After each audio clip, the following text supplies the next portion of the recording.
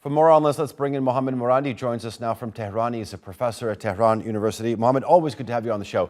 I see an underlying issue here, and that is the geopolitical situation today is very different from the situation in 2015. I mean, 7 years ago, there was no alternatives, basically, aside from normalizing relations with the West for Iran. Today, the truth is that there are alternatives. And because of this, some analysts are saying Iran may be trying to get more than its fair share. Is that a fair assessment?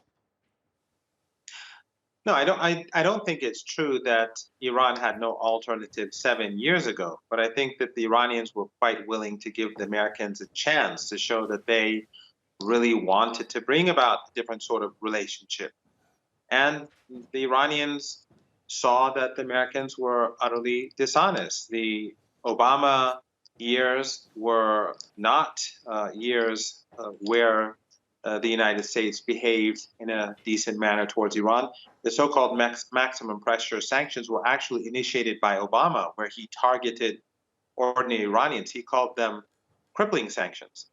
And after the JCPOA, the myth that the United States implemented the deal is exactly that, a myth. The United States under Obama from day one systematically violated the deal. The U.S. Treasury told banks, insurance companies, shipping companies, major businesses, oil companies not to work with Iran. And that was in clear violation of the deal because according to the nuclear deal, the United States was supposed to facilitate normalization. And then, of course, afterwards, we saw Trump tear up the deal. And Biden, despite criticizing Trump, he's continuing with Trump's policies of maximum pressure. So the Iranians now, during this round of negotiations, they're not asking or they're not demanding more than their fair share of the bargain. They've been basically negotiating a framework so that the United States cannot cheat Iran as they did under Obama and as they did under Trump without paying a price.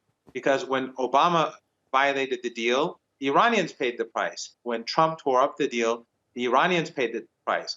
So now within this new framework, it's both sides who have to pay a price for violating their commitments. Okay. And therefore, I think it's more there. And actually, I think this is to the benefit of all, because if the Americans feel that leaving the deal or violating the deal is costly, that's an initiative in itself to preserve the deal. Okay, so I understand the framework, but you know better than most because you have been involved in these negotiations. The devil is always in the detail. We understand that Iran's response to this latest proposal does include several remarks. Could you share what these exactly might be? Well, I can't explain the specifics. They will come out later, I'm sure.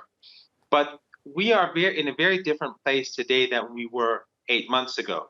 8 months ago, the Americans and the Europeans wanted a text that was basically one-sided, an unfair text. And it was a text that would not only not give the Iranians the assurances that they needed, but they were also texts that would not allow for the full implementation of the deal. In other words, what the Americans and the Europeans wanted a few months ago was for Iran to abide by its commitments and also to add things to the JCPOA, the nuclear deal. But the Americans and the Europeans, would only abide by some of their commitments.